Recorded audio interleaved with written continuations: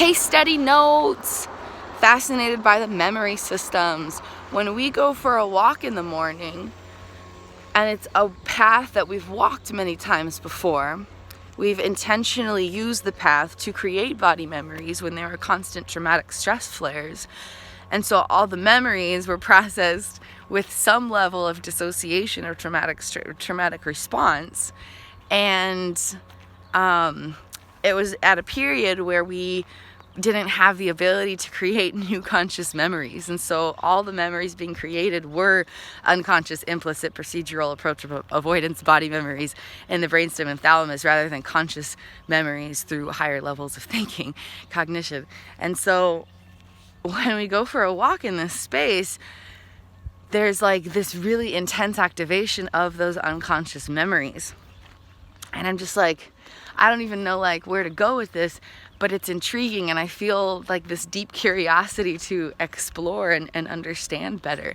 So if during those times my prefrontal cortex was shutting down, my frontal lobes were switching offline, if during those times there was a sense of traumatic response, then only body memories were being processed and only fragments were being processed. Okay, so fragments of body memories.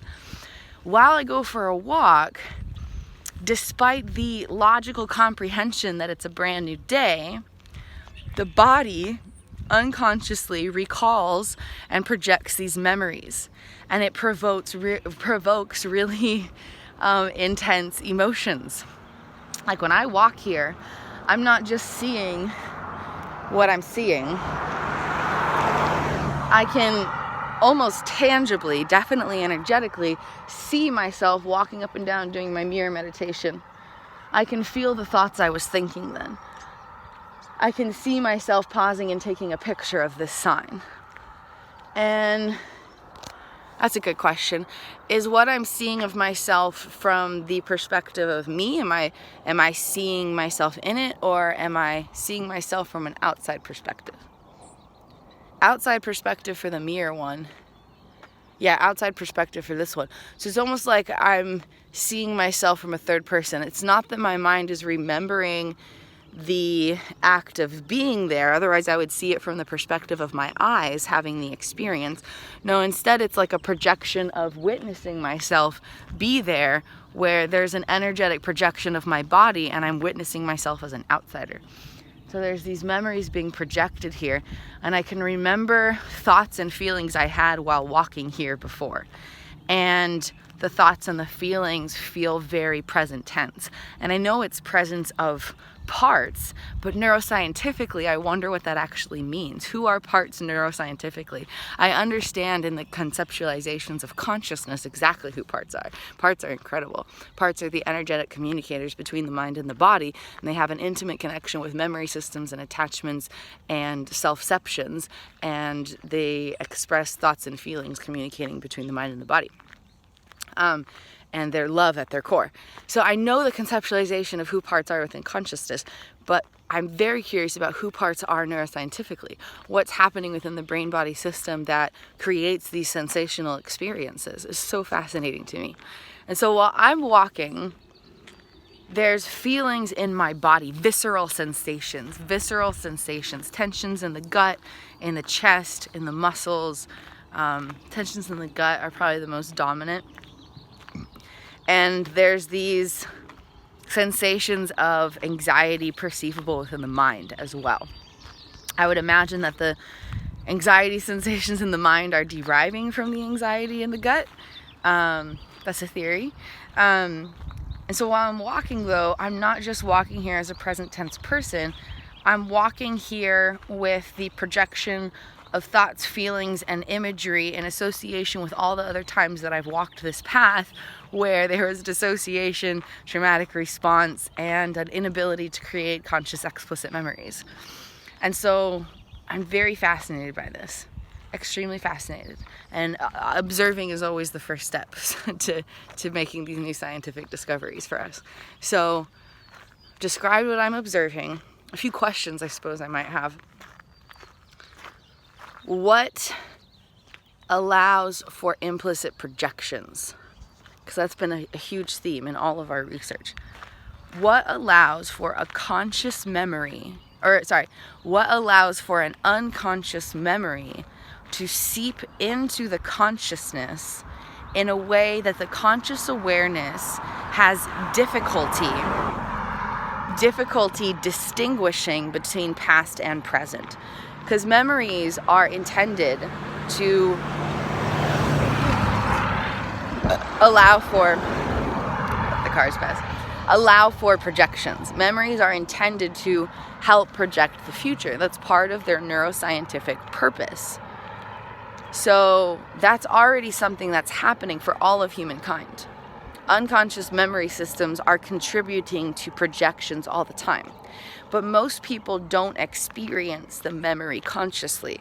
They just experience like a perceptual awareness that might stem from a thought, or from an unconscious memory. But they would not be having access to the unconscious memory directly. And that's the big difference between me and a lot of the people around me, is that they're all experiencing unconscious memories project information into awareness, but they're not aware of that. Something about my neurophysiology causes my awareness to be fully aware of the unconscious memory that's being projected. And that's part of what contributes to dissociation, where there's a disconnect between me and the present tense moment, because aspects of my consciousness are in past tense sensations in a very distinct manner. So, fascinated by this, would love to explore. I know memory is something that neuroscientists are still trying to figure out, and I would just be so jazzed to like contribute to this research. I think having my kind of brain collaborate with a neuroscientist kind of brain could really lead to some breakthroughs. Like, I feel it in my bones.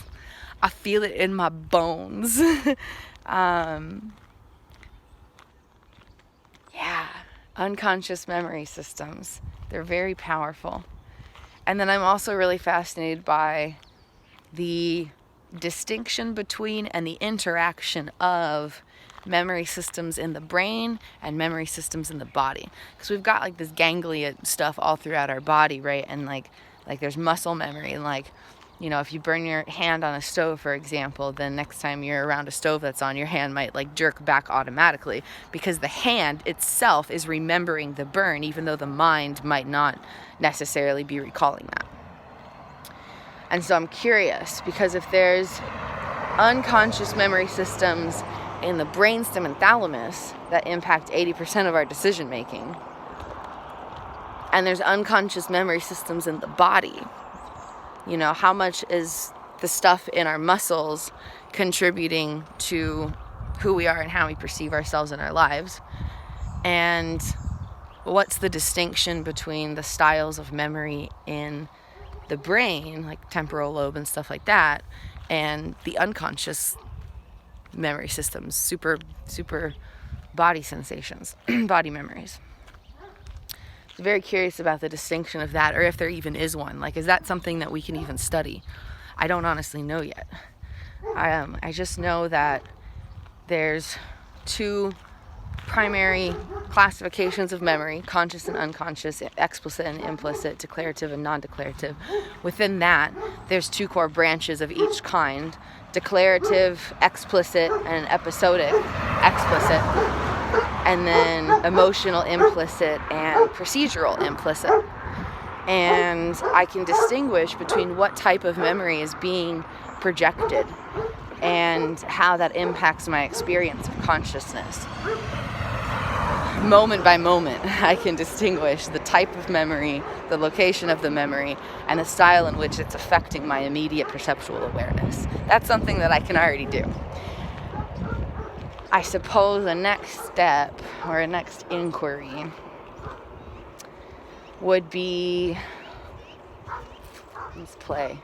I suppose I could, in theory, research the styles in which memories are processed again, refresh on that, and then do some memory experiments and distinguish new ways to create new body memories. Because we already have a bunch of new ways. One new way is repetition, doing the same thing every day for an extended period of time. And it doesn't really matter what the thing is or where, for how long, but doing the same thing every day. It's a habit, basically. Creating a new habit, but it could be anything. But having the particulars be the same and doing it every single day, continuously. And then another way is to elongate a moment, stay in one particular situation for an extended period of time. For example, sitting on a swing holding a pet rabbit. And you just sit there and you breathe and you stay there for like 2 hours. According to our research, it takes approximately 2 hours to create a new body memory, doing the same activity, same engagement of whatever it is. And then the other way is to repeat a singular moment, where there is motion and repetition. And so if you're like walking and you see a really pretty like flower, and you walk forward and you keep your eye on it and you walk backward and you walk forward and you walk backward, just like in front of the tree. So your body is moving, but your eyes are staying on the same location. Or standing outside of our bedroom door, and we would close the door, look at the front of it, open the door, look inside, close the door, look at the front of the door, open the door, look inside. And so my body's not moving, but my eyes are gently shifting their focal point, and my arm and something I'm seeing are moving. And so something moving, but with continued repetition of a singular moment. Yeah, I think those are the core ways. Those are the three ways we've discovered to create new body memories. 3 ways we've discovered to create new body memories. And these are new body memories that can help transform the implicit procedural approach avoidance body memories in the brainstem and thalamus, and help to liberate the inner child. Because when you transform the manner in which the memories in the brainstem and thalamus are recorded, you're transforming the ability for the brain to make that 80% of decision making that's beyond all direct and immediate awareness. And when you're transforming that, you're reclaiming power to make decisions in your entire life, moment by moment, big and small, everything, perceptual awareness, all of it. You can choose something new. So, pretty fascinating stuff, if I do say so myself. So finding new ways, finding the particulars that go into creating new body memories. I think we've already done this, actually. I think it had to do with repetition and emotional sensation. So if we repeated a moment and created a new body memory intentionally through any of those 3 methods, it would create a new unconscious memory. The other way is to have something of a high emotional volume. And so a lot of times this is beyond our control, and like things that give us a really big startling shock of fear, or things that suddenly bring us elated surprise, could be processed as memory. But sometimes we can do this ourselves if we can be really mindful and intentional and stuff. And so like going for a dance jog, for example, there's a lot of emotions. I'm dancing, I'm listening to music, I'm moving through the atmosphere, I'm shifting the energy, I'm letting go of caring about what people might think, I'm focusing on moving my body with gratitude and love, I'm focusing on just like feeling good about who I am, feeling confident in who I am, and that creates an emotional sensation. And so even though I wasn't repeating a moment or doing it over and over again, that was created as a body memory, because I can access it within the unconscious systems, not just the conscious systems, where my body remembers the experience much more dominantly than my mind remembers the experience. And so anything with a high emotional velocity can impact the creational experiential sensations of creating a brand new body memory, where the unconscious systems that impact so much of our life and sense of self are remembering that moment, even when the mind is not. Yeah, I think that's all for now. Case study notes.